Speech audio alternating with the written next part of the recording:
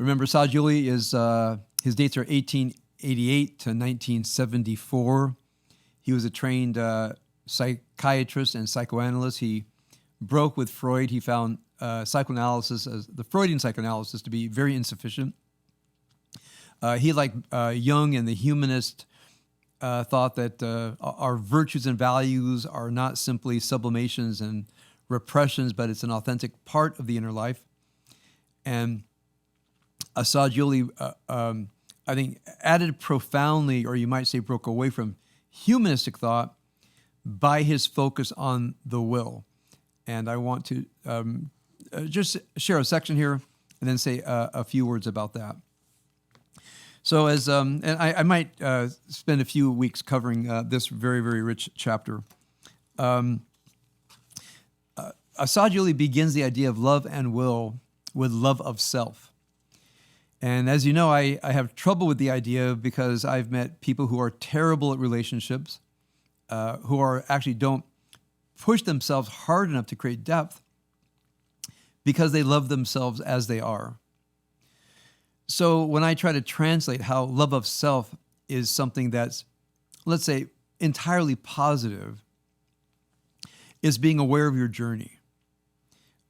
Looking back and looking at the conscious and unconscious decisions. We think of teshuvah, meaning returning to the self beyond the horizon.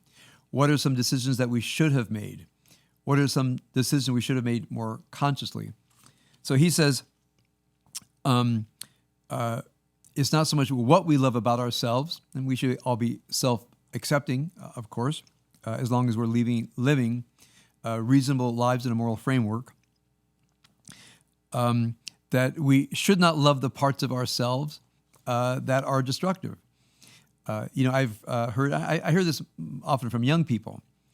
They'll say, well, it's my mother, it's my father, it's my upbringing, something that in a way excuses them. They're not using a psychodynamic method very, very wisely here, but they think they are the inevitable result of their past. And I would say that all of the humanistic psychologists, and I'll put Assagioli here, realize that we are a result of our past until today. Today is the day where you can say, my past led me here, but my past is not leading me into tomorrow. And so in the love of the journey, the love of the, as it were, authentic self, meaning we're present to the soul, we're present to our journey, we understand what our journey entails. So the first part of love, I'm going to call consciousness and presence to the journey of the soul as a kind of devotional practice, He, of course, talks about love of others, but he and, for example, Erich Fromm in his book, The Art of Love, tells us that most of us, I'm going to dare say all of us, are not good at loving others because it is not a sentiment, it's not a feeling, it's an art and a craft. And I remember when I read The Art of Love by Erich Fromm, if you haven't read it, I recommend it to everybody, I realized that one of the most significant things we can do in our lives is to love other people, either a romantic partner where there's some degree of choice involved, or family, which is thrust upon us. We can choose our friends, we can choose our lovers, but we don't choose our family, but we're yet bidden to love them at some level.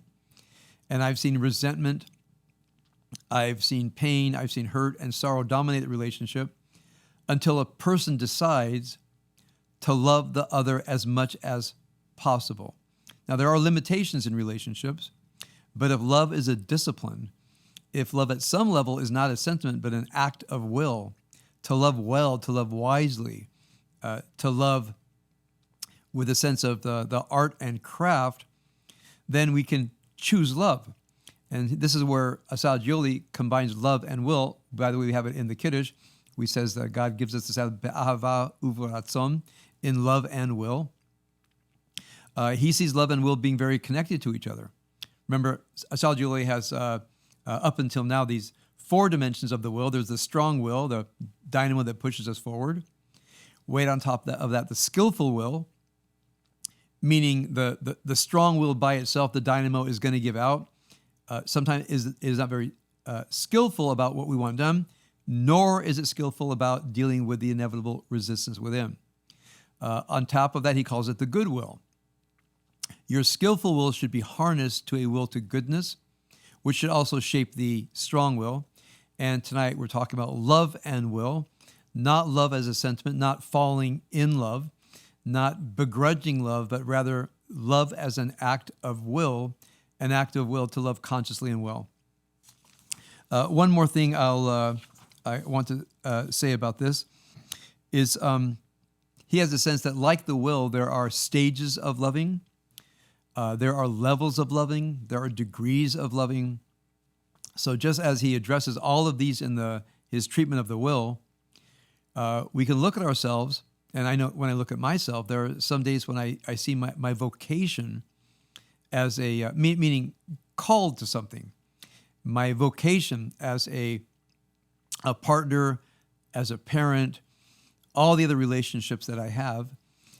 There are days when I'm more dialed in and I'm less dialed in. Sometimes I'm very involved in my own journey, and then some days I wake up and I realize that I'm a person loving another person on their journey, and I'm a very proximate person.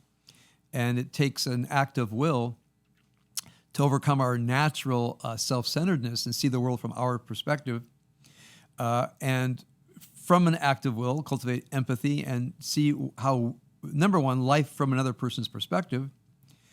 And this is a lot more difficult than we can imagine, because we imagine we understand other people.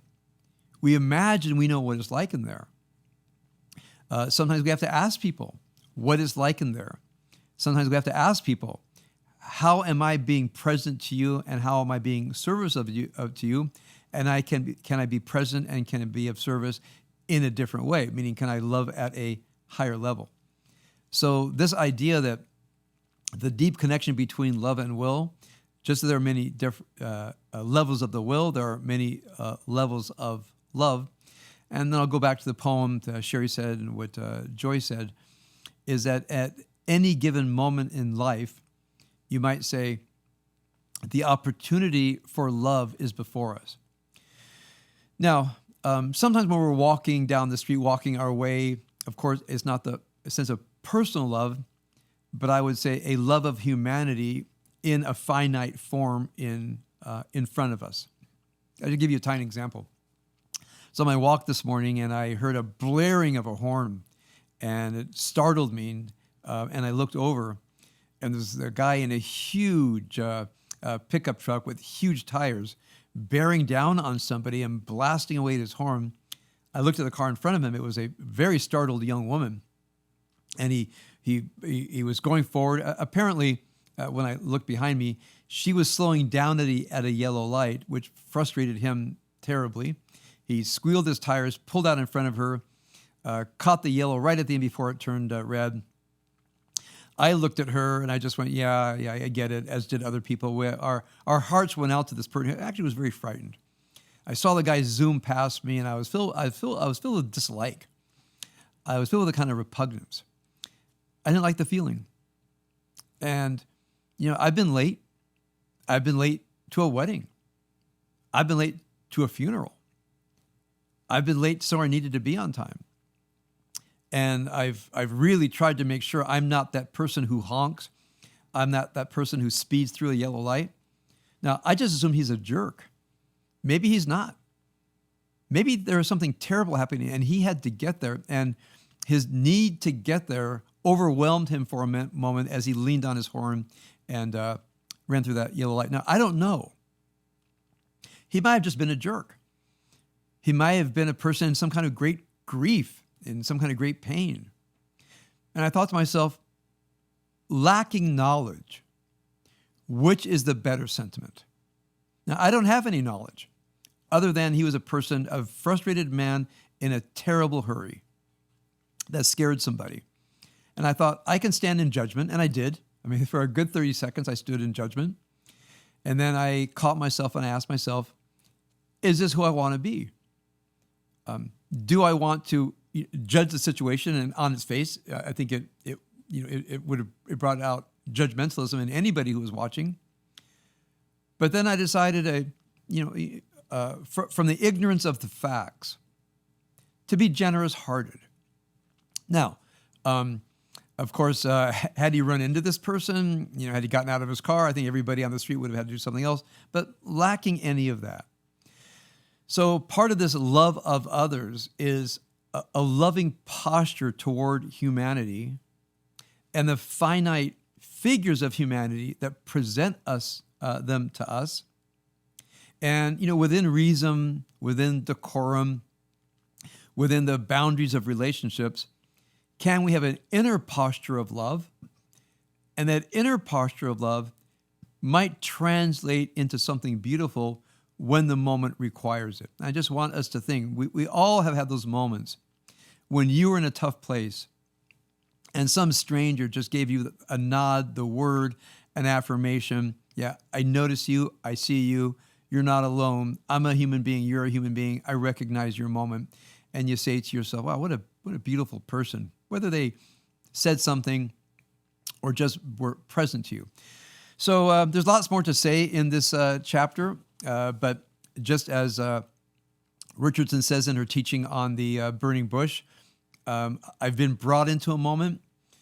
The reality blazes within me.